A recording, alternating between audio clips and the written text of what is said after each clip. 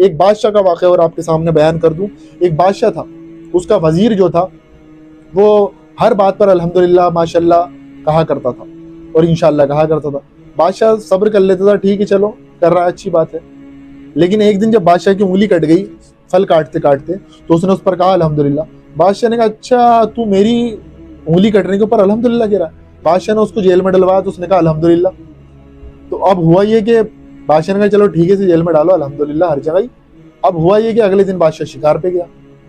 شکار پہ جب گیا تو وہاں پر ایک ہرن کو دیکھ کے بادشاہ جو ہے فوراً جو ہے جذبات میں آ گیا, اور ہرن کے پیچھے اس نے گھوڑا دوڑا دیا. ساری فوج پیچھے رہ گئی جو اس کے سینک وغیرہ تھے. اور وہ شکار نہیں تھا اصل میں ہرن, شکاریوں کا ایک طریقہ تھا شکار کو پکڑنے کا. آدی واسیوں نے اس ہرن کو لگا رکھا تھا, تو آدی واسیوں نے پھر بادشاہ کو آگے دبوچ لیا جب وہ اکیلا دیکھا بادشاہ کو. اور آدی واسیوں کا کوئی خاص تہوار تھا اس دن وہ انسانی بلی چڑھاتے تھے. اب ہوا یہ کہ بادشاہ کو پکڑ لیا, اور بلی چڑھانے کے اندر انہیں معلوم تھا کہ صحیح سالم انسان ہونا چاہیے جس پہ کوئی چوٹ ووٹ کا, کوئی لنگڑا لولا نہ ہو, چوٹ ووٹ کا نشان نہ ہو. اب ہوا یہ کہ بادشاہ کو جب بلی دینے لگے تو وہاں کے جو سردار تھا اس نے کہا اس کی بلی دے دو اور اس کو پہلے چیک کر لو اس میں کوئی نقص تو نہیں. جب بلی دینے لگے تو اس کے ہاتھ پر کٹ تھا, تو بادشاہ کو کہ بتایا گیا تمہارے کٹ کیسے لگا, جو کہ اس طرح سے لگ گیا تھا. تو اس قبیلے کے جو تھے وہ آدی واسی, اس سردار کو بتایا گیا کہ ایسے ایسے کٹ ہے, اس کے ہاتھ کے اوپر زخم لگا ہوا ہے.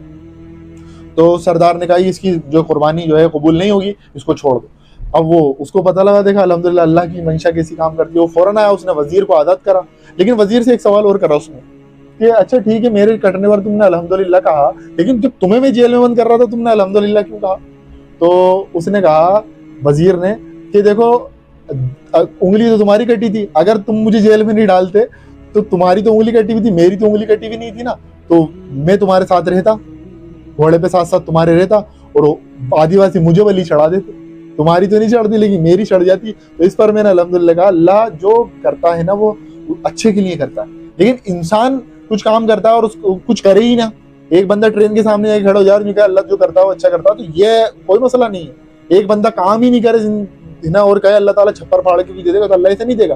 اللہ کی حکمت جو کام کر رہی ہے اس کو دیکھیں. جب روزمرہ کی زندگی میں ہمارے سارے معاملات ہو رہے ہیں اس میں جو اللہ تعالیٰ کر رہا ہے اس کے پیچھے اللہ کی کوئی نہ کوئی حکمت کام کر رہی ہے, تو ہمیں مایوس نہیں ہونا چاہیے, بدظن نہیں ہونا چاہیے.